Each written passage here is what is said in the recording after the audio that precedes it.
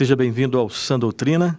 Esse é o nosso programa de toda quarta-feira, o programa da Igreja Presbiteriana de Pinheiros, que oferece a você um curso básico em teologia, um curso básico nas doutrinas fundamentais da fé cristã. Nós agradecemos e saudamos a todos com a paz do Senhor Jesus. Agradecemos a todos pela presença, pela presença virtual, nos acompanhando aí aonde você estiver. É um prazer poder servi-los, com educação da melhor qualidade naquilo que está ao nosso alcance. Esse é o nosso 10º programa e hoje nós estudaremos a terceira parte do tema Os Atributos de Deus. A terceira parte desse tema que, se nós continuássemos aprofundando, dava para a gente fazer outros programas. Nós vamos buscar terminar hoje esse tema tão importante que são os atributos de Deus.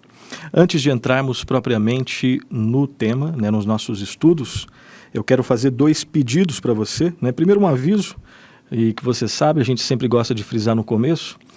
Você pode, e é muito bom para nós que você faça isso, você pode participar e nos ajudar a fazer o nosso programa, o Sã Doutrina, fazendo a sua pergunta, levantando o seu questionamento, colocando as suas impressões, você que tem nos acompanhado depois que os vídeos são editados, estão no YouTube, nós temos buscado responder a todos aqueles que deixam ali o seu comentário. Os comentários dos últimos vídeos nós ainda não respondemos, mas nós vamos fazer isso até o final de semana. Então você que quer participar conosco, fique à vontade, fazendo a sua pergunta, levantando o seu questionamento, colocando as suas impressões, sempre pertinentes ao tema, Cada um dos programas tem um tema específico, então preste atenção naquilo que nós temos falado e naquilo que você tem dúvida, ou de repente tem um outro ponto de vista, sempre naquele intuito, de acrescentar. Eu creio que polemizar não seria interessante, mas naquilo que você tem dúvida, participe, é sempre bem-vindo a sua participação. Isso vai muito nos alegrar. E um outro pedido que eu tenho é que você se inscreva no nosso canal. Se inscreva no nosso canal, o canal da Igreja Presbiteriana de Pinheiros. Toque ali o sininho para que você possa receber as nossas atualizações. Ok? Esses são os recados iniciais. Dito isso, então, eu quero relembrar com você o que nós já vimos sobre esse tema, o grande tema que nós estamos estudando agora, que são os atributos de Deus.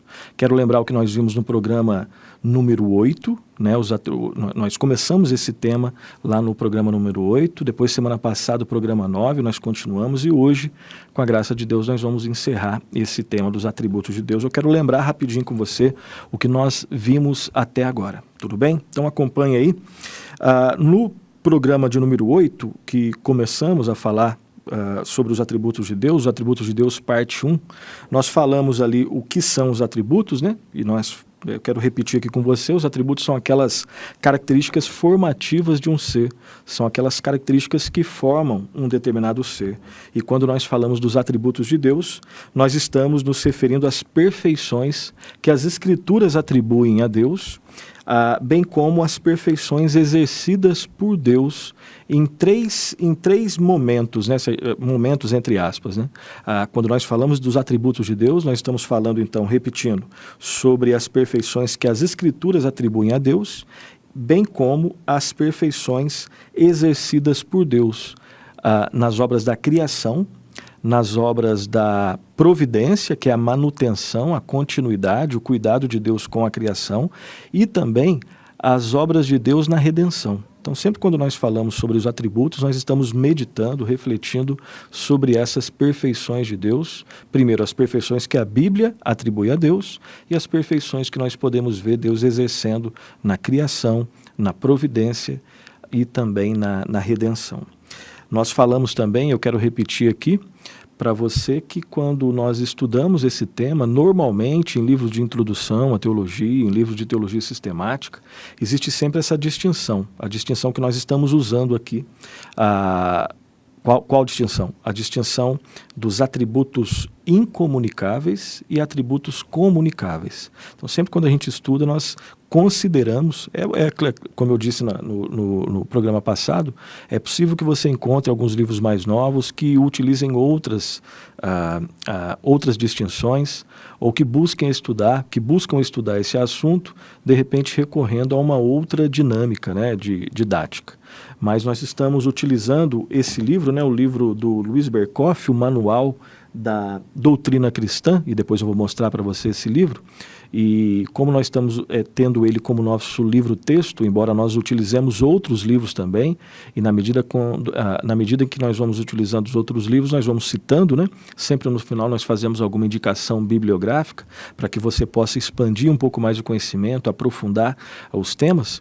Mas Louis Berkhof, que é o nosso texto básico, ele utiliza essa abordagem. Né? Então, no capítulo que ele fala, que ele desenvolve o tema dos atributos de Deus, ele faz essa distinção com finalidades didáticas, né?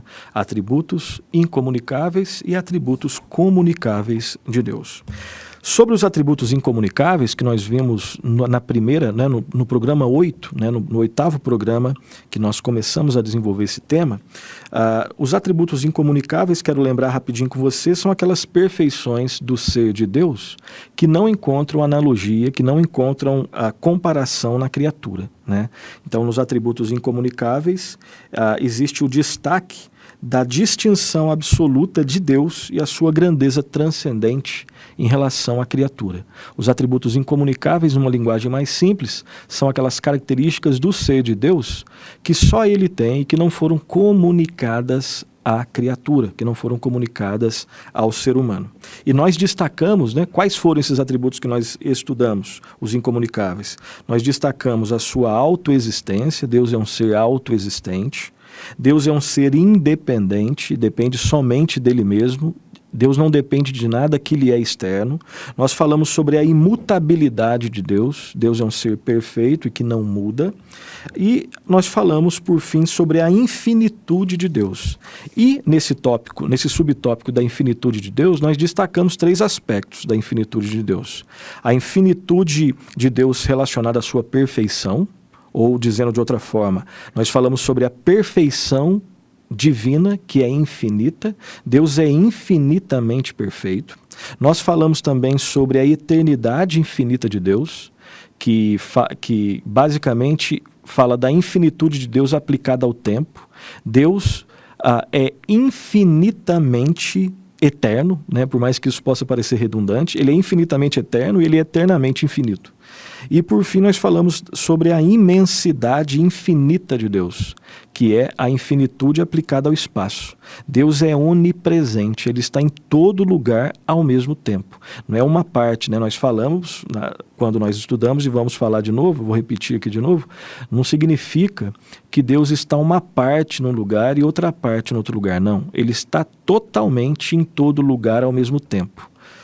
Essa é a imensidade infinita de Deus. Então, no primeiro programa, primeiro que eu falo é o 8º programa, né? O primeiro programa que nós adentramos nesse tema, nós abordamos então os atributos incomunicáveis de Deus. Programa passado, programa 9, nós demos continuidade, os atributos de Deus, parte 2, e aí nós começamos a abordar os atributos comunicáveis de Deus. Se os atributos, nós falamos e vamos repetir, né? Se os atributos incomunicáveis de Deus são aquelas perfeições do ser de Deus que não foram comunicadas à criatura, os atributos comunicáveis, né, então a gente já tem uma ideia, são aqueles atributos de Deus que encontram em algum nível, em algum aspecto, alguma analogia com os atributos do homem. E nós frisamos que, mesmo esses atributos comunicáveis, né, eles, quando são observáveis no homem, eles são imperfeitos e finitos. Em Deus, eles são perfeitos e infinitos, né? E quais foram eles? Quais foram os atributos que nós destacamos aqui? Nós falamos sobre o conhecimento de Deus, nós falamos sobre a sabedoria de Deus, e nesse tópico da sabedoria nós falamos da sabedoria vista na criação, na providência e na redenção. Nós falamos sobre a bondade de Deus, falamos sobre o amor de Deus, e sobre o amor, né, o subtópico do amor de Deus, nós fizemos considerações em relação à graça de Deus, à misericórdia de Deus e à longanimidade de Deus. E por fim, nós terminamos o programa da semana passada falando sobre a santidade de Deus, a santidade de Deus. E nós vimos que, de forma geral, a santidade de Deus, em primeiro lugar, é aquela perfeição divina pela qual Ele, Deus, é absolutamente distinto de todas as suas criaturas e Ele é exaltado acima de tudo, em majestade infinita. Deus é totalmente, perfeitamente santo, essencialmente e em todos os aspectos. Foi assim que nós terminamos o programa da semana passada. Então hoje nós vamos dar continuidade ao estudo dos atributos de Deus, especificamente dos atributos comunicáveis de Deus. Nós vamos ver mais 3 atributos. O programa hoje todo vai falar sobre vai tratar sobre outros 3 atributos de Deus: a sua retidão, a sua veracidade e a sua soberania. Então tem bastante coisa para a gente ver aqui. Deus permitindo, nós vamos abordar esses temas aqui. Então, primeiro atributo que nós vamos ver hoje, que na verdade é o 6º, nós terminamos semana passada no 5º, que é a santidade de Deus. Dando continuidade, o 6º atributo de Deus comunicável que nós estamos estudando é a retidão de Deus. Então, algumas considerações que nós podemos fazer sobre esse atributo, o atributo da retidão de Deus. Primeiro, que trata-se de um atributo que está totalmente, intimamente ligado ao atributo anterior.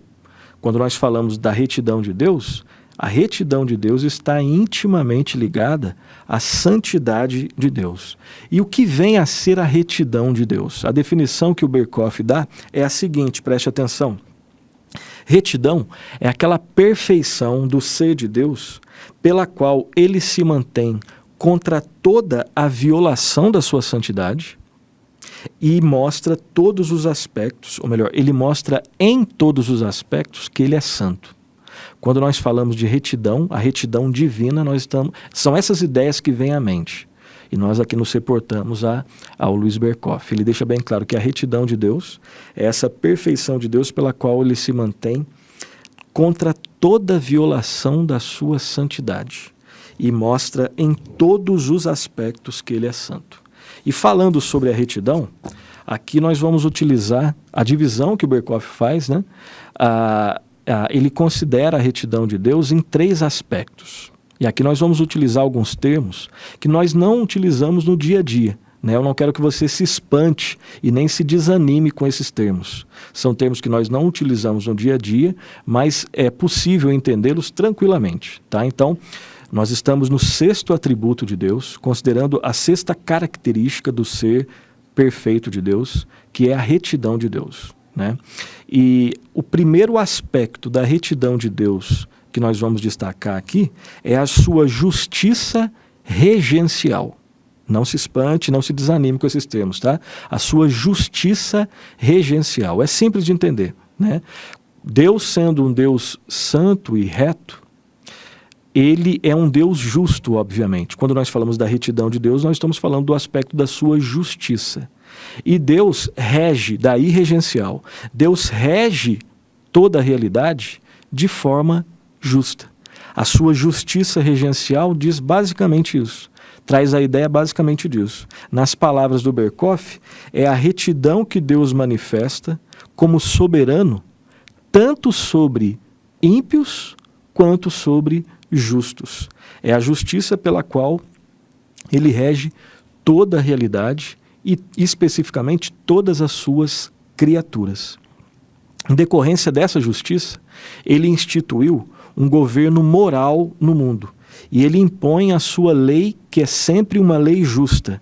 E preste atenção, nessa lei justa que Deus usa para reger toda a realidade, todas as suas criaturas, existem promessas de recompensa para o obediente, promessas de recompensa para o obediente e ameaças de castigo para o desobediente. A Bíblia deixa bem claro essas realidades. Então nós estamos estudando o atributo da retidão divina, da retidão de Deus. Primeiro aspecto que nós estamos destacando, a sua justiça regencial, a forma justa como Deus reto, rege toda a realidade.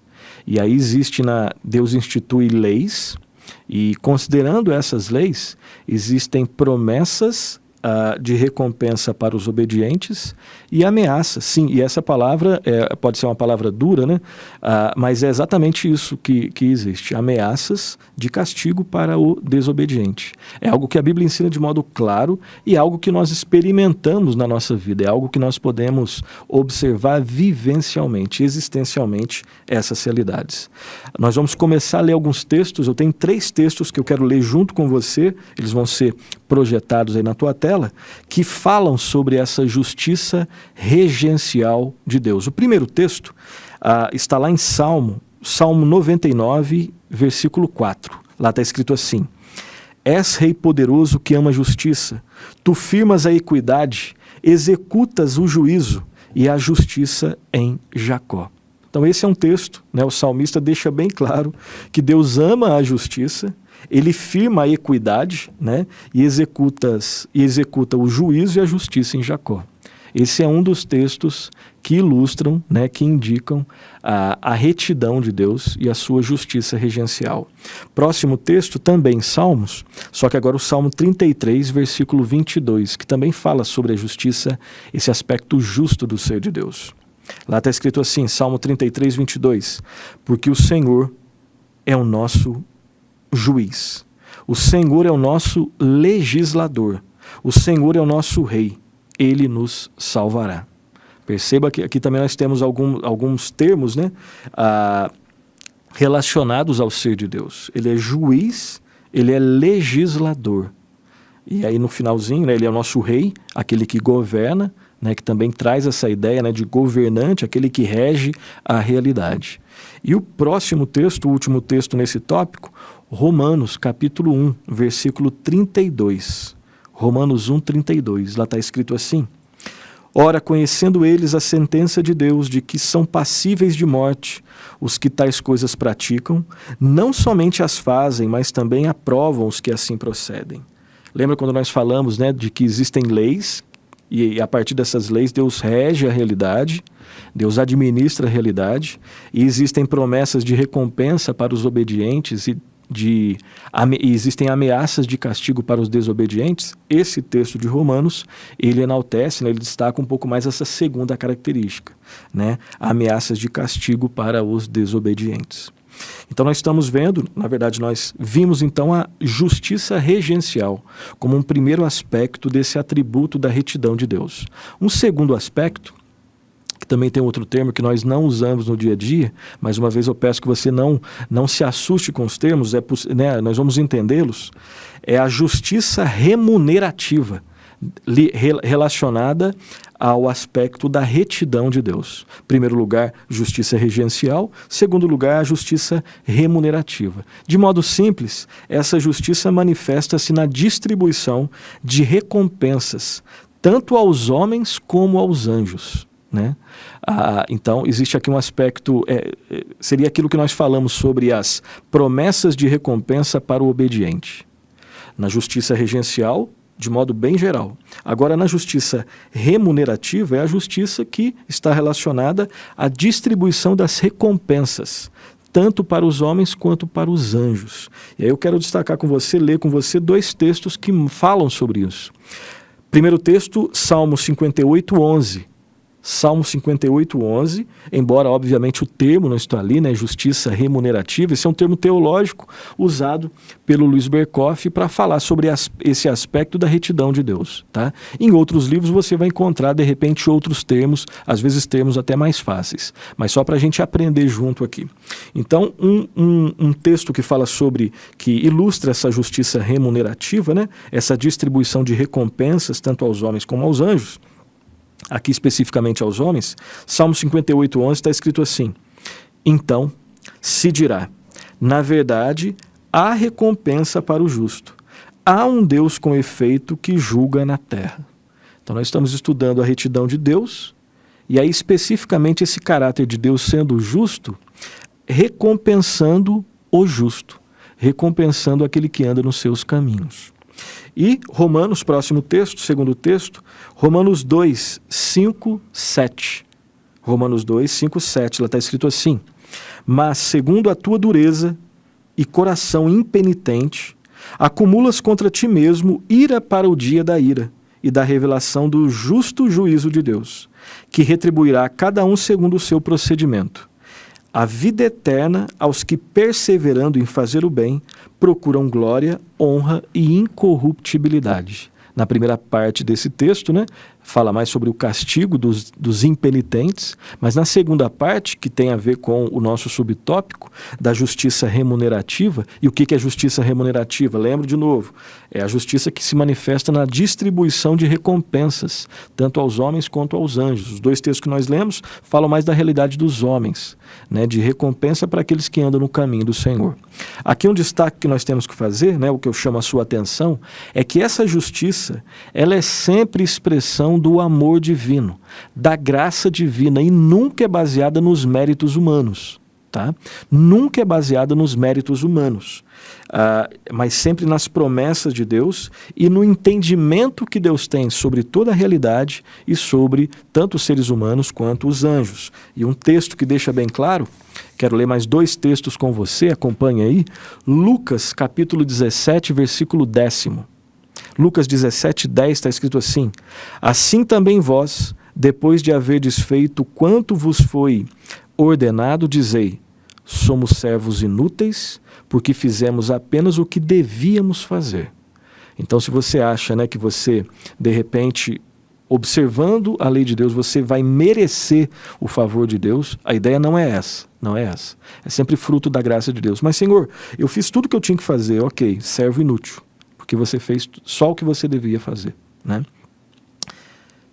O próximo texto, a primeira carta de Paulo aos Coríntios, capítulo 4, versículo 7. Lá está escrito assim: pois quem é que te faz sobressair? E que tens tu que não tenhas recebido? E se o recebeste, por que te vanglorias, como se o não tiveras recebido? Né? Então, se de repente você, pela graça de Deus, consegue ser bem-aventurado em alguma área da vida cristã, e depois você se esquece de que foi pela graça de Deus que você fez isso, esse de repente é um versículo que deve falar ao seu coração, né? Quem que te fez sobressair? O que você tem que não tenha sido dado a você? É tudo pela graça de Deus. E por fim, né, falamos sobre a justiça regencial, a justiça remunerativa e, por fim, a justiça retributiva. A justiça retributiva, que é esse terceiro aspecto sobre esse grande atributo de Deus, que é a sua retidão. O que seria a justiça retributiva? É a justiça que se relaciona com a aplicação de penalidades e sendo ela uma expressão da ira justa divina. Então, justiça retributiva é isso, né? Está relacionada à aplicação das penalidades, sendo uma expressão da ira justa de Deus, da ira divina. Aqui um detalhe, uma consideração importante. Se não houvesse pecado no mundo, esse tipo de justiça, a justiça retributiva, ela seria desnecessária, completamente desnecessária. Mas como o mundo ele está cheio, né, de pecado, nós vivemos num mundo quebrado, né? Nós vivemos num mundo cheio de pecado, então essa justiça, a justiça retributiva, ela se faz uma necessidade, né? 2 textos que falam sobre esse tipo de justiça, que é esse outro aspecto da retidão de Deus. Romanos 2, 9. Romanos capítulo 2, versículo 9. Está escrito assim: tribulação e angústia virão sobre a alma de qualquer homem que faz o mal, ao judeu primeiro e também ao grego. Aqui fala sobre, embora o termo obviamente não está aqui, esse é um termo, como eu disse, teológico, né? E podem existir termos mais fáceis, ok? Sem problema. Aqui nós estamos apresentando, né, um termo usado por um teólogo, né? No caso, o Luiz Berkoff. Mas a realidade está ali. A justiça, que é fruto da justa ira de Deus, onde ele deixa bem claro que tribulação e angústia virão sobre a alma de qualquer homem que faz o mal, primeiro do judeu e depois e também do grego. E Romanos 12, 19, que traz a mesma ideia, está escrito assim, Romanos 12, 19, não vos vingueis a vós mesmos, amados, mas dai lugar à ira, porque está escrito: a mim me pertence a vingança, eu é que retribuirei, diz o Senhor. A Deus pertence a manifestação da justiça, da ira, da sua ira, que é sempre justa e sempre perfeita. E a última observação que eu faço sobre esse atributo da retidão de Deus é a seguinte: quando nós pensamos, nas retribuições relacionadas à justa ira de Deus e nas compensações, nas recompensas olhando para a obediência do homem, a Bíblia destaca mais a recompensa dos justos do que o castigo dos ímpios. A Bíblia fala de ambas as realidades, mas destaca mais a recompensa dos justos do que o castigo dos ímpios, embora fale de ambas. Então esse é o sexto atributo. O primeiro que nós estamos estudando hoje, nesse 10º programa, mas é o sexto atributo dentro do grande tema dos atributos de Deus. Falamos então sobre a retidão de Deus. Próximo atributo, o sétimo atributo, a veracidade de Deus. Deus é o Deus da verdade. Deus é o único Deus verdadeiro. É o único Deus que existe. Então a veracidade de Deus, ela pode ser descrita como aquela perfeição em virtude da qual Deus é verdadeiro em 3 aspectos: no seu íntimo, em sua revelação e em sua relação com o seu povo. Basicamente, existem outras ideias também, mas de modo resumido, quando nós falamos desse atributo de Deus, da veracidade de Deus, nós estamos falando daquela perfeição em virtude da qual Deus é verdadeiro em seu íntimo, na forma como ele se revela, na forma e no conteúdo em que ele usa para se revelar, e também na sua relação com o seu povo. Algumas implicações desse atributo. Essa verdade tem algumas implicações. Eu quero destacar algumas implicações da verdade, da veracidade de Deus. Em primeiro lugar, Deus é verdadeiro, em contraste com todos os ídolos que são mentira e vaidade. Como eu disse e repito, a Bíblia deixa isso bem claro, só existe um Deus verdadeiro. Os demais deuses que existem são, na verdade, fruto do coração idólatra do ser humano. Só existe um Deus verdadeiro. E essa verdade, esse ensino da veracidade de Deus deixa bem claro isso. Deus é verdadeiro, em contraste com todos os demais ídolos que não passam de mentira e vaidade. Uma segunda implicação desse atributo: Deus conhece as coisas como elas são e ele habilita o homem a conhecer a realidade das coisas. Deus é verdadeiro e o seu povo é habilitado a conhecer a verdade da realidade, a verdade das coisas. Terceira implicação da veracidade de Deus: Deus é aquele que cumpre fielmente todas as suas promessas, todos os seus compromissos pactuais. Deus é um Deus que fez um pacto com o seu povo. E nesse pacto existem promessas. E essas promessas sempre serão cumpridas pelo Deus verdadeiro, pelo Deus da verdade. Quarta implicação: a fidelidade de Deus é a base. O fato de que Deus é um Deus verdadeiro, o fato de que Deus é um Deus fiel, isso é a base da confiança do seu povo, é o fundamento da esperança do seu povo e é a causa da alegria do seu povo. Preste atenção que isso aqui é muito precioso. E aqui já tem aplicações para a nossa vida. O fato de que Deus é um Deus verdadeiro e um Deus da verdade, esse fato, é a base da confiança que nós podemos ter nele total. Deus é totalmente confiável, porque ele é totalmente verdadeiro. Então o fato de que ele é o Deus da verdade, o Deus verdadeiro, é a base da nossa confiança, é o fundamento da nossa esperança, principalmente em momentos difíceis, em momentos em que de repente a gente titubeia, a gente erra, e também é a causa, é a base da nossa alegria. É a base da nossa alegria porque tudo que Deus prometeu, ele com certeza ele cumprirá. Alguns textos que falam sobre esse atributo. o atributo da veracidade de Deus. Então nós estamos estudando hoje, né, o sexto atributo, o primeiro que nós vimos hoje, a retidão de Deus, o segundo que nós estamos vendo hoje, a veracidade de Deus. 2 textos que eu quero ler com você.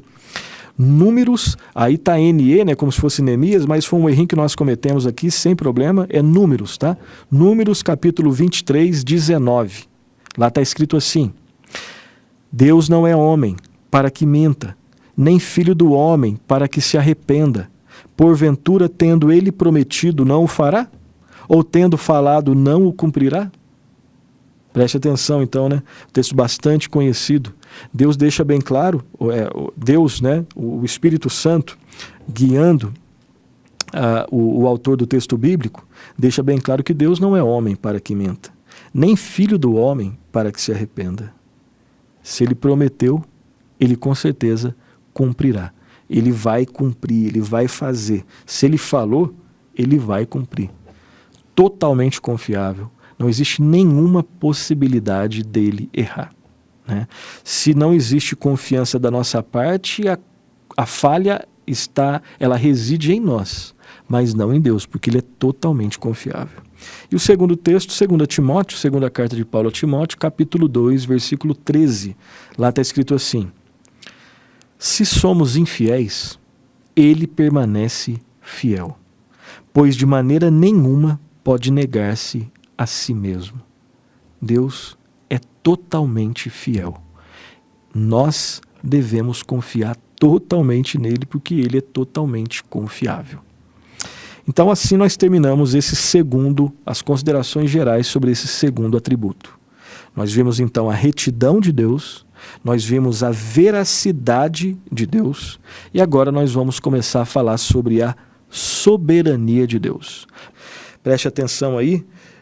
Não se espante aí com alguns termos que de repente nós utilizarmos, nós vamos buscar explicar, e você tendo alguma dúvida, você por favor depois se manifeste, manifeste aí no chat, e também depois que esse vídeo estiver editado, participe conosco que a gente pode continuar a aula trocando uma ideia lá, ok? Eu quero só mandar um abraço para a filha do André, a Larissa. Larissa, um grande abraço. Eu não sei qual é a tua idade aí, mas um grande abraço para você, tá? Você, o André e todos aqueles que nos acompanham.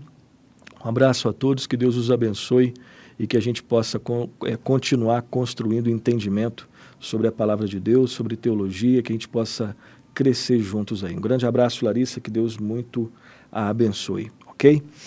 Continuando então, nós falamos sobre a retidão de Deus, nós falamos sobre a veracidade de Deus, e agora então a soberania de Deus. Vamos lá. Algumas considerações sobre esse atributo, o atributo da soberania de Deus. Antes de fazer, eu vou fazer uma consideração anterior às considerações que eu quero fazer aqui.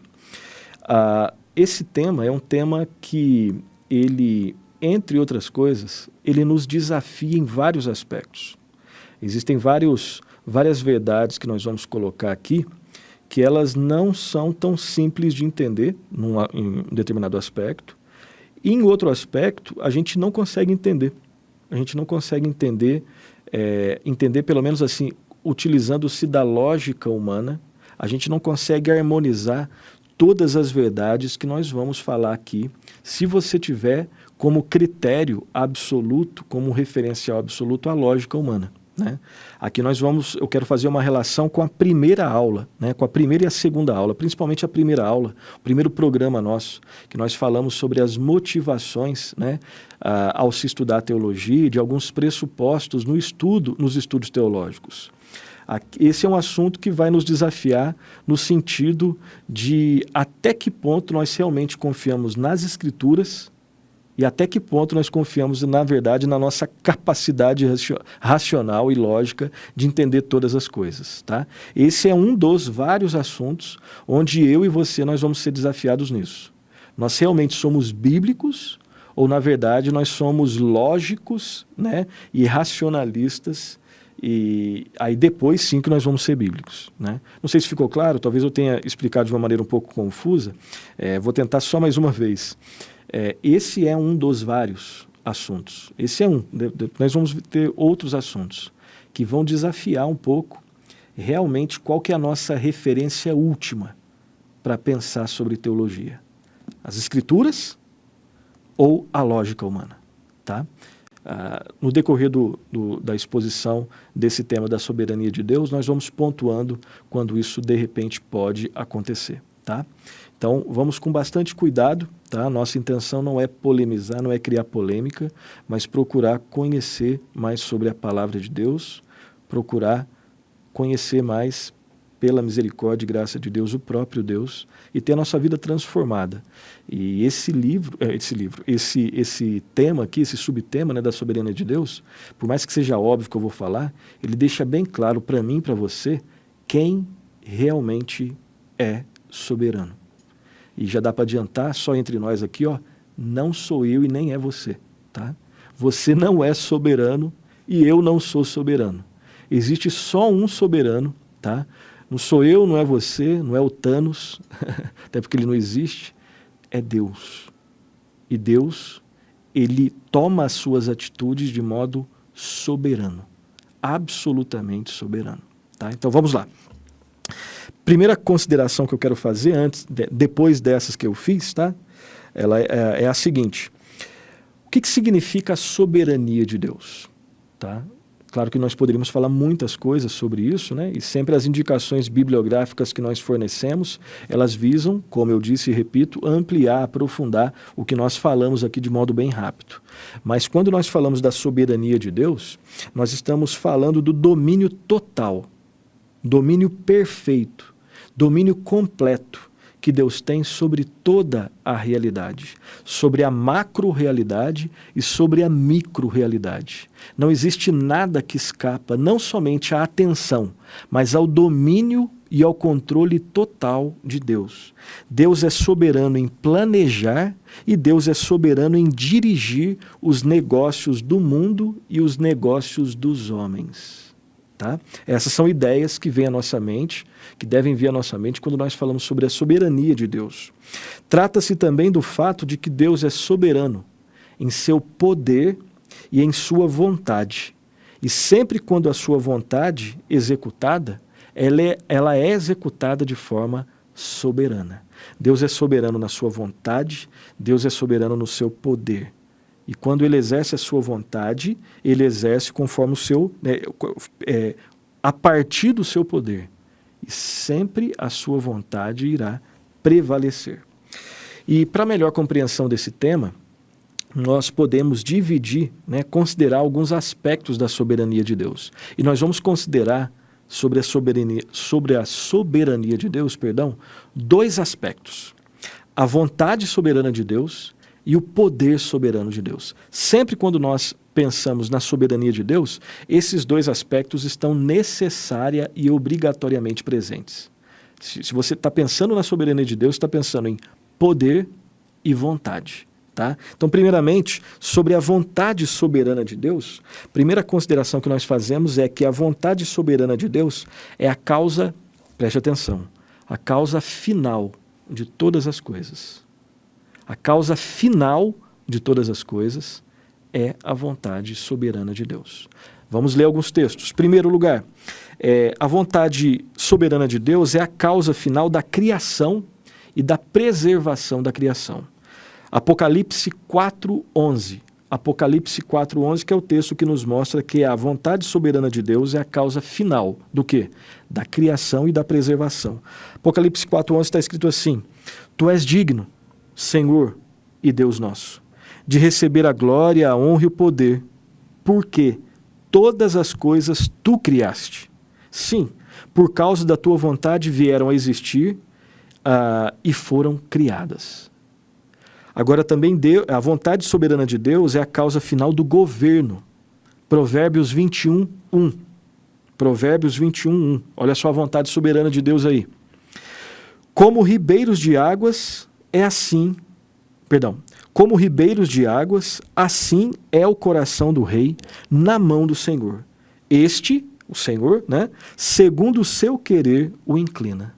Então, quem é a causa final dos governos? No final, é sempre a vontade soberana de Deus. Perceba que nós estamos utilizando aqui um termo que é a causa final. Deus também, obviamente, ele domina sobre as causas secundárias. E isso, em nada, elimina a responsabilidade do ser humano. Aqui nós começamos a tratar daquilo que eu tinha mencionado na introdução, né? Um dos temas que nós não conseguimos conjugar de modo perfeito e racional na nossa mente, que é limitada e ainda é influenciada em algum nível pelo pecado, dos vários temas, um deles é como se relacionam a soberania de Deus e a responsabilidade humana. A Bíblia fala de ambos. Deus é soberano sobre tudo e o homem é responsável pelos seus atos. Tá? Nós estamos defendendo aqui que a vontade soberana de Deus é a causa final de todas as coisas. Vimos que ela é a causa final da criação e da preservação e vimos que é a causa final do governo. Deus, no final das contas, ele é soberano sobre tudo, inclusive sobre o governo, inclusive sobre os governantes.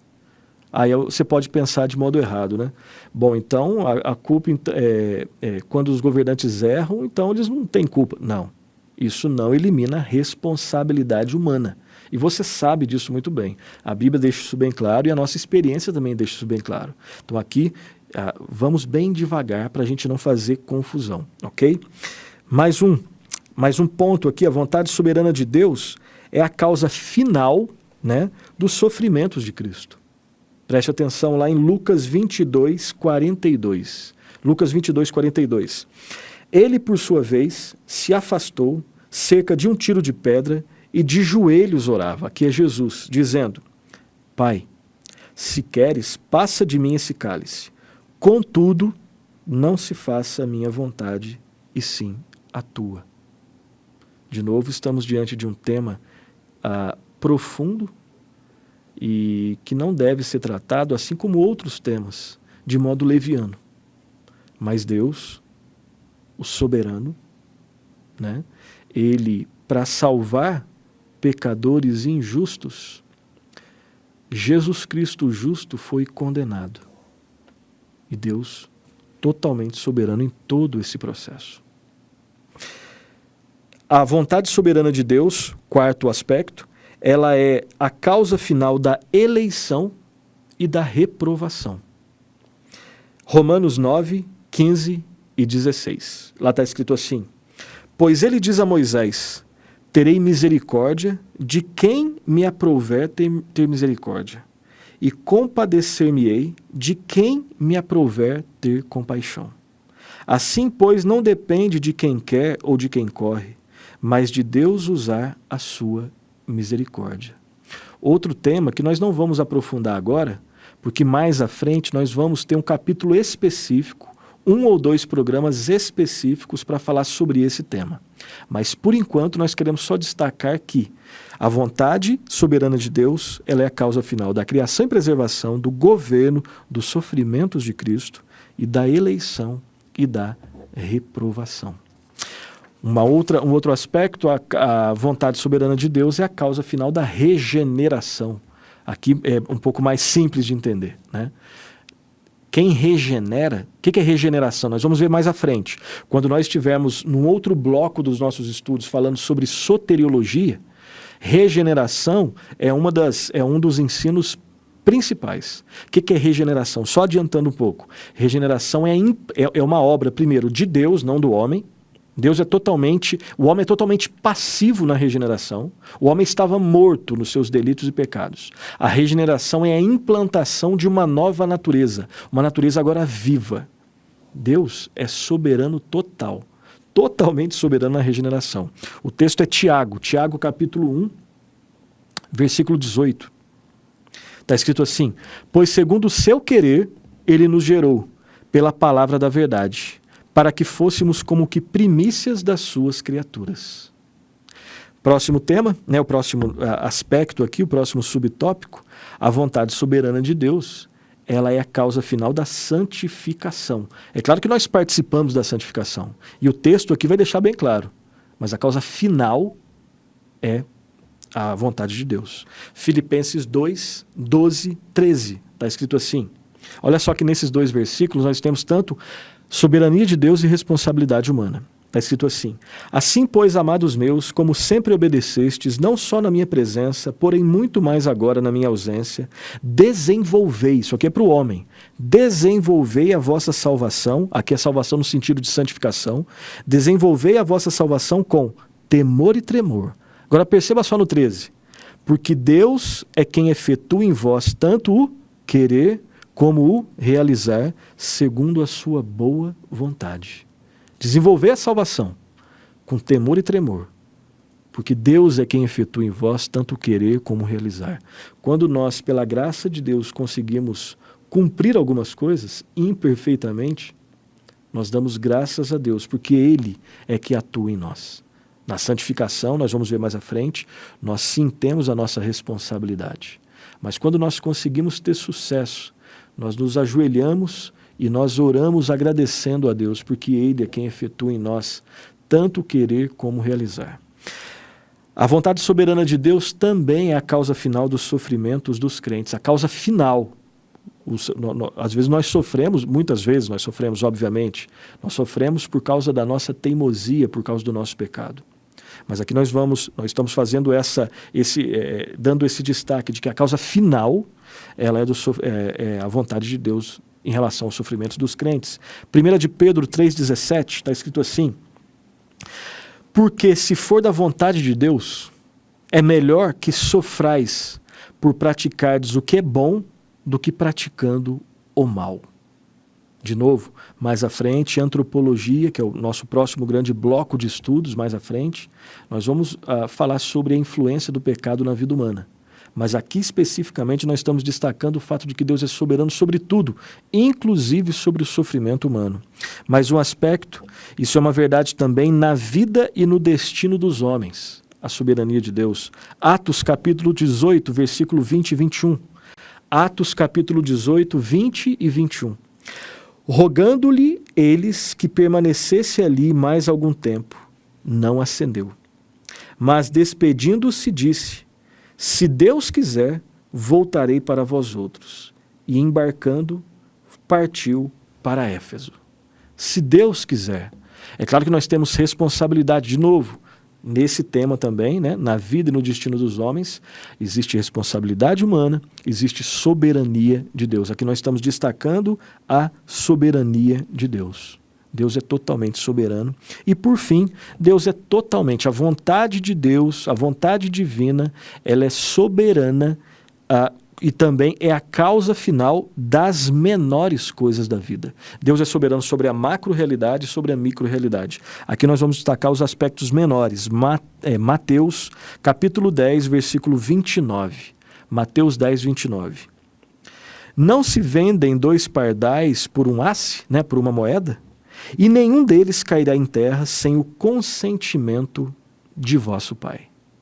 Deus governa não só o destino dos homens, mas também a queda de um pardal, a queda de uma árvore. Não cai um fio de cabelo da nossa cabeça se Deus não for soberano, se Deus não permitir. Isso não é um exagero. Deus controla absolutamente tudo, absolutamente tudo. E isso sem, obviamente, né, a gente tem que sempre fazer essas vírgulas, isso sem deixar de lado a responsabilidade do ser humano. Quando nós falamos sobre a vontade soberana de Deus, nós temos que distinguir pelo menos 3 aspectos. E essa é a continuidade do nosso estudo. 3 aspectos que estão presentes quando nós falamos sobre a vontade soberana de Deus. Primeiro aspecto, existe uma diferença entre a vontade secreta de Deus e a vontade revelada de Deus. E essa é uma distinção que está presente em vários livros de introdução à teologia e em teologias sistemáticas. A diferença, nós estamos tentando, né, compreender naquilo que é possível a vontade de Deus, e aqui nós estamos fazendo uma distinção, a vontade secreta de Deus e a vontade revelada de Deus. O que vem a ser a vontade secreta de Deus? É a vontade de Deus revelada nos seus decretos. A vontade de Deus relacionada, né, aos seus decretos. Em grande parte, essa é uma vontade de Deus que está oculta em Deus. Nós não compreendemos. Ela está oculta em Deus, ela diz respeito às coisas que Deus determina efetuar ou determina permitir, e por isso elas são absolutamente certas. A ideia é que aquilo que Deus decreta sempre irá acontecer. No tempo de Deus, onde Deus é totalmente, nós vimos que Deus é o Senhor do tempo, então quem determina o espaço, o tempo, o como, o quando, se existem meios que são utilizados ou se aquilo acontece de forma direta, é sempre o Deus soberano. Alguns textos que falam sobre essa verdade. Salmo 115:3, está escrito assim: no céu está o nosso Deus e tudo faz como lhe agrada.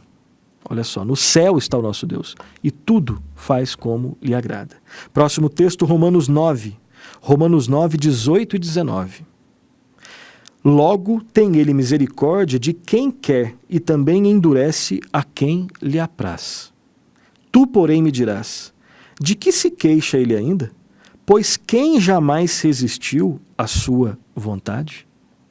Vontade de Deus é uma vontade irresistível. Ele é totalmente soberano. Então, quando nós falamos da vontade, nós estamos... Um dos aspectos que nós devemos considerar é a vontade revelada de Deus. Perdão, a vontade secreta de Deus. Agora sim nós vamos falar da vontade revelada de Deus. E o que vem a ser a vontade revelada, embora o termo eu creio que já sugere para a gente o que vem a ser, se na vontade secreta nós temos uma relação com os decretos de Deus, e os decretos estão ocultos no próprio Deus, a vontade revelada tem a ver com seus preceitos. É aquilo que foi revelado para nós nas Escrituras Sagradas, tá? E é principalmente na sua lei e no seu Evangelho. E a vontade revelada de Deus também diz respeito aos preceitos que eu e você, que nós devemos conhecer e obedecer, se quisermos experimentar a alegria em Deus. Obviamente, nós não experimentamos alegria pela nossa obediência, porque nós somos falhos na nossa obediência. E aí nós dependemos de quem obedeceu a lei no nosso lugar. E aí, tendo Cristo como Senhor e Salvador, nós agora olhamos para a lei de uma forma diferente. Não agora como algo que pode nos levar a ser aceitos por Deus. Mas agora, em Cristo, o único que nos torna aceitos por Deus, nós olhamos para a lei como instrumento para o nosso aperfeiçoamento. Tá? Mas isso também, nós estamos até adiantando alguns assuntos. Alguns textos que falam, quero destacar dois textos, na verdade, que falam sobre a vontade revelada de Deus. Mateus 12:50, está escrito assim: porque qualquer que fizer a vontade de meu Pai Celeste, esse é meu irmão, irmã e mãe. Aquele que fizer a vontade. Então existe uma vontade que foi revelada. E aquele que fizer a vontade revelada, esse é meu irmão, irmão, irmã e mãe. Palavras de Jesus. Próximo texto, João 4:34. Lá está escrito assim, João 4:34. Disse-lhes Jesus: a minha comida consiste em fazer a vontade daquele que me enviou e realizar a sua obra. Existe uma vontade revelada e Cristo também cumpriu a vontade do Pai. Aí você pode me perguntar, esses termos, especificamente esse termo, a vontade secreta e a vontade revelada, o termo em si não está nas Escrituras, mas qual seria a base? A base para se falar sobre uma vontade secreta e uma vontade revelada de Deus. Existe uma base sim, pelo menos nós vamos destacar um texto. Você provavelmente conhece esse texto, Deuteronômio 29:29. Deuteronômio 29:29. O texto que nós usamos como base bíblica para fazer essa distinção entre vontade divina secreta e vontade divina revelada. Lá está escrito assim: as coisas encobertas pertencem ao Senhor, nosso Deus. Porém, as reveladas nos pertencem, a nós e a nossos filhos, para sempre, para que cumpramos todas as palavras desta lei. Então, existe sim, biblicamente falando, uma vontade secreta que só pertence a Deus e uma vontade revelada, essa pertence a nós. Tá? Um segundo aspecto que nós devemos destacar quando nós falamos sobre a vontade de Deus é a liberdade da vontade de Deus. Preste atenção aqui. A liberdade da vontade de Deus diz respeito às coisas que Deus necessariamente decide e determina. Por exemplo, ele não pode deixar de amar a si mesmo. Deus não pode deixar de amar a ele mesmo, né? Deus não pode deixar de deleitar-se com a contemplação das suas perfeições. Nós devemos nos deleitar em Deus. Nós devemos amar a Deus acima de todas as coisas e ao próximo como a nós mesmos. Deus é que determinou isso. Agora, e Deus? Deus nunca vai deixar de se deleitar nas perfeições dele mesmo e de amar a ele mesmo, né? John Piper trabalha isso no livro Alegrem-se os Povos, né? De uma maneira assim, naquele estilo dele, né? Bem apaixonante. O segundo aspecto que nós queremos destacar aqui da liberdade, da vontade de Deus, a vontade de Deus é totalmente livre, né? É que Deus, preste atenção, Deus escolhe voluntariamente o que e quem ele criará. Os tempos, os lugares e as circunstâncias de todos os aspectos da realidade e da sua vida. Deus age soberana e livremente sobre tudo e sobre todos. Deus é aquele que tem o controle de absolutamente tudo. Mesmo que você não creia nisso, isso não muda o fato de que Deus tem o controle de tudo. Mesmo que você duvide disso, não muda o fato de que Deus é soberano sobre tudo, inclusive sobre a sua dúvida, a minha dúvida, sobre a sua descrença, sobre a descrença de todos, se fosse o caso. Tá? 2 textos que eu quero ler junto com você e aproximando agora do final do nosso programa. Salmo 115, 3. Está escrito assim: no céu está o nosso Deus e tudo faz como lhe agrada. É a segunda vez que nós lemos esse texto. No céu está o nosso Deus e tudo faz como lhe agrada. Romanos 9, 15 e 18. Nós lemos uma parte, nós vamos ler um pouco maior nesse momento agora. Está escrito assim: pois ele diz a Moisés, terei misericórdia de quem me aprouver ter misericórdia, e compadecer-me-ei de quem me aprouver ter compaixão. Assim, pois, não depende de quem quer ou de quem corre, mas de Deus usar a sua misericórdia, porque a Escritura diz a Faraó, para isto mesmo te levantei, para mostrar em ti o meu poder, e para que o meu nome seja anunciado por toda a terra. Logo, tem ele misericórdia de quem quer e também endurece a quem lhe apraz. Você conhece, né, aquele contexto da história ali no Egito. E a gente não consegue entender tudo.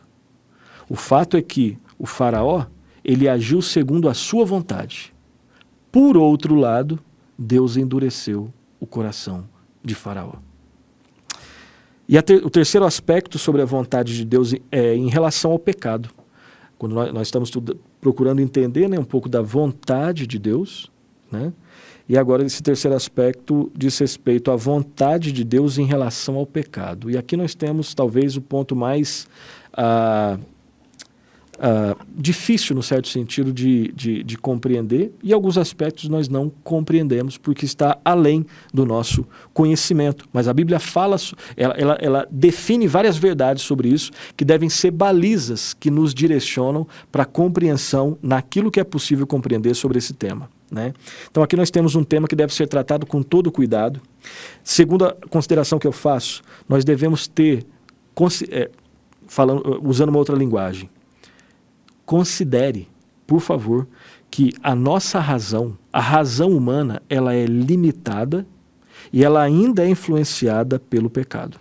Seja só a Escritura, somente as Escrituras e não somente a lógica ou somente a razão humana, né? Porque se as Escrituras não forem a sua referência principal, você vai ler as Escrituras a partir da lógica humana. E você vai querer fazer com que a Escritura se dobre à lógica humana. E não é isso que nós devemos fazer. Se as Escrituras falam, nós devemos falar, mesmo que a gente não consiga conjugar com a nossa lógica, que, de novo, ela é limitada e ela ainda é influenciada pelo pecado. Vamos lá. A questão aqui sobre a vontade de Deus em relação ao pecado é a seguinte, você conhece isso daqui, né? Como é possível entender a existência de um Deus soberano e bom, e, ao mesmo tempo, a existência do pecado? Nós não temos todas as informações sobre essa questão, mas temos alguns princípios que eu quero compartilhar com você e depois alguns textos bíblicos para a gente encerrar. Primeiro princípio sobre essa questão: Deus é soberano sobre tudo. o que inclui o momento e o contexto da entrada do pecado no mundo. Ou seja, quando o pecado entrou no mundo, Deus era soberano, ele sabia de absolutamente tudo. Absolutamente tudo. Ele não deixou de prestar atenção, isso é impossível. Eu e você, nós erramos nesse sentido, Deus não. Deus totalmente soberano no contexto da entrada do pecado no mundo. Segundo princípio, Deus não é o autor do pecado. Nós vamos ver com mais detalhes mais à frente. Não hoje, em outros programas. Terceiro princípio, qualquer abordagem que queira ser fiel ao texto bíblico sobre essa questão, ela deve afirmar, primeiro, a soberania de Deus, segundo lugar, a não autoria de Deus do pecado, e terceiro lugar, a responsabilidade do homem em sua queda em pecado. Então, se você quer fazer justiça às Escrituras, você tem que falar o que as Escrituras falam e se calar quando elas se calam, né?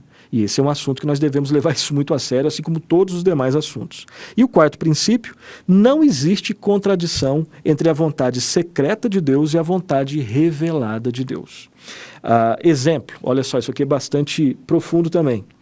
Deus decretou que os judeus deviam crucificar a Jesus.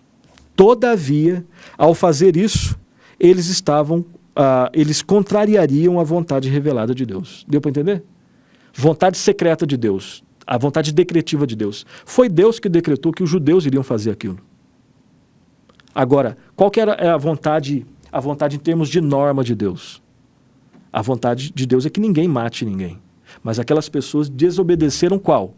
Não a vontade decretiva de Deus. É impossível desobedecer a vontade decretiva de Deus. Mas é possível, infelizmente, desobedecer a vontade em termos de preceitos de Deus. A vontade revelada de Deus. Eu e você, nós fazemos isso todos os dias, infelizmente. Nós desobedecemos a vontade normativa. Ou então a vontade preceptiva. Em outros livros está escrito desse jeito. A vontade em termos de preceitos de Deus. Nós conseguimos, infelizmente, desobedecer a vontade qual? Não a vontade decretiva, mas a vontade normativa, a vontade revelada de Deus. Tá? Ao mesmo tempo, sobre isso do que a gente está falando, os responsáveis pela morte de Cristo foram quem? Os judeus. Claro que a gente não vai entrar nessas discussões, né? Romanos, judeus, mas especificamente os judeus. Os últimos textos, Atos 2, 22, 23. Atos 2, 22, 23. Preste atenção nesse texto. Varões israelitas, atendei a estas palavras. Jesus o Nazareno, varão aprovado por Deus diante de vós com milagres, prodígios e sinais, os quais o próprio Deus realizou por intermédio dele entre vós, como vós mesmos sabeis, sendo este entregue pelo determinado desígnio e presciência de Deus. Vós o matastes, crucificando por mãos de iníquos. Aqui, esse texto fala exatamente o que a gente estava falando. Na verdade, esse texto é a base do que a gente falou. Preste atenção. Cristo foi entregue por quem? Pelo determinado desígnio e presciência de Deus. Vós, só que quem que matou? Vós o matastes, crucificando por mãos de iníquos. Soberania de Deus e responsabilidade humana. Próximo texto, Êxodo 4. Êxodo 4, 21, 23. Disse o Senhor a Moisés, quando voltares ao Egito, vê que faças diante de Faraó todos os milagres que te hei posto na mão. Mas eu lhe endurecerei o coração, para que não deixe ir o povo. Dirás a Faraó, assim diz o Senhor, Israel é meu filho, meu primogênito. Digo-te, pois, deixa ir o meu filho, para que me sirva. Mas se recusares deixá-lo ir, eis que eu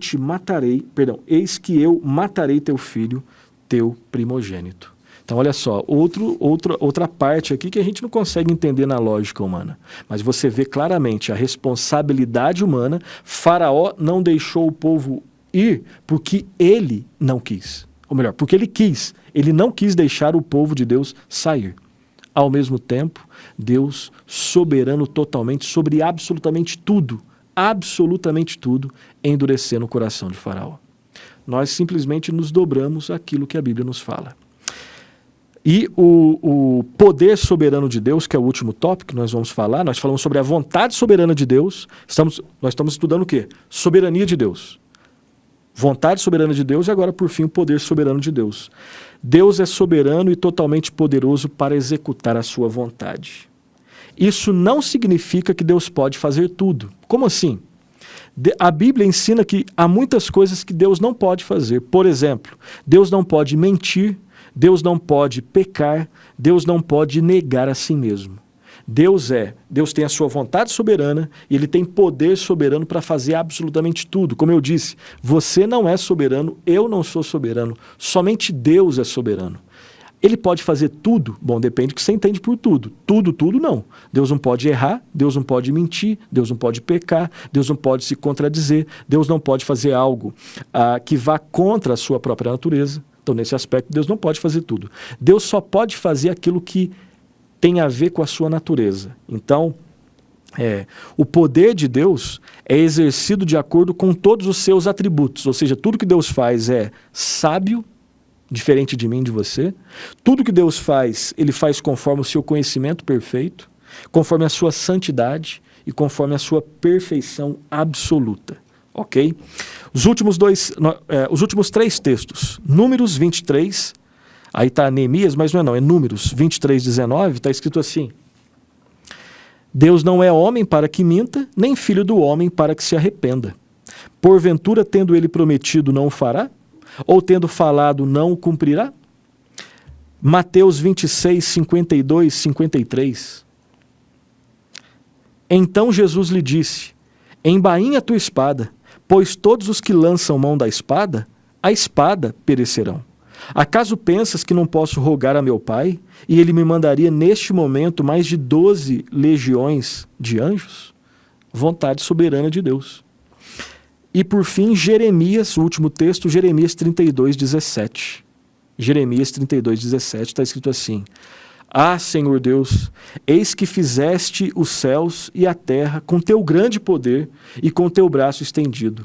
Coisa alguma te é demasiadamente maravilhosa. Ou seja, não existe absolutamente nada que esteja além do poder de Deus. Eu sei que nós falamos muitas coisas, eu sei que de repente algumas dúvidas surgiram, é normal, calma, nós estamos estudando, aos poucos nós vamos aprendendo juntos sobre isso, mas não se esqueça e se lembre da primeira aula. Nós temos que ser fiéis não à nossa lógica, nós temos que ser fiéis, a nossa referência não é o que nós achamos, e a nossa referência não é o que nós achamos que é justo, referência à palavra de Deus. Esse livro aqui, ele vai entortar a nossa lógica em muitos momentos. Nós começamos hoje a ver que várias coisas que nós gostamos, de repente, elas são desafiadas pelas Escrituras. Deus é soberano sobre tudo. Termino com as seguintes aplicações. Em primeiro lugar, lembre-se que nós somos limitados e que nós ainda temos influência do pecado no nosso aspecto cognitivo. É por isso que provavelmente surgiram algumas tensões nesse estudo. Provavelmente por isso. É porque você, assim como eu, nós achamos que nós somos soberanos. Nós não somos. Deus humilha essa nossa loucura de querer ser soberanos. Ele é soberano, nós não somos. Segunda aplicação, Deus é perfeito em seu ser e em seus atributos. Louvado seja o seu nome. Ele é perfeito. Terceira aplicação, Deus nos criou para Ele. E nós devemos conhecê-lo, para nos relacionarmos de um modo correto com Ele, em comunhão com Ele. E somente em Cristo é possível ter comunhão com Deus. Deus é totalmente confiável e Deus é totalmente soberano. Confie em Deus, mesmo que você não compreenda em vários aspectos, e você não vai compreendê-lo em vários momentos. Mas confie nele porque Ele é totalmente confiável. Ele é santo, Ele é justo, Ele é bom, tudo que Ele faz é perfeito. A base, como eu disse, para o nosso conhecimento, são as Escrituras interpretadas pelas Escrituras, não por algo que é externo a ela.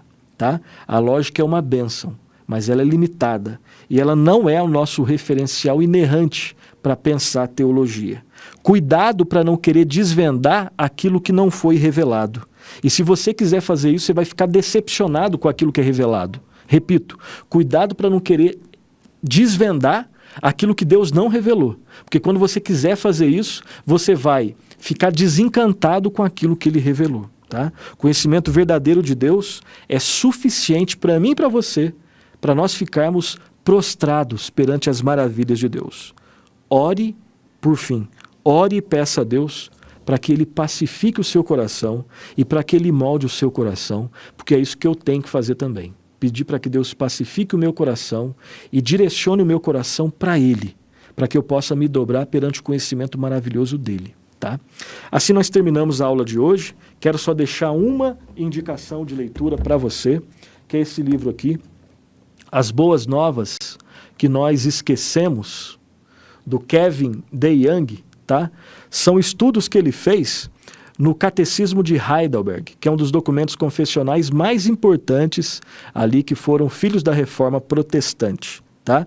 E aqui ele trata de algumas questões que nós tratamos nos estudos de hoje. Tá? Você pode ler tanto o Catecismo de Heidelberg, ele está em domínio público, se não me engano, tá? E esse livro aqui é um estudo aprofundado sobre o Catecismo de Heidelberg, que trata sobre essas questões, em várias perguntas, né? Sobre soberania de Deus, responsabilidade do homem, influência do pecado, salvação em Cristo Jesus, enfim. Próximo programa, próxima quarta-feira, se Deus permitindo, nós falaremos sobre a Trindade, ok? Um grande abraço, até lá e que Deus muito o abençoe.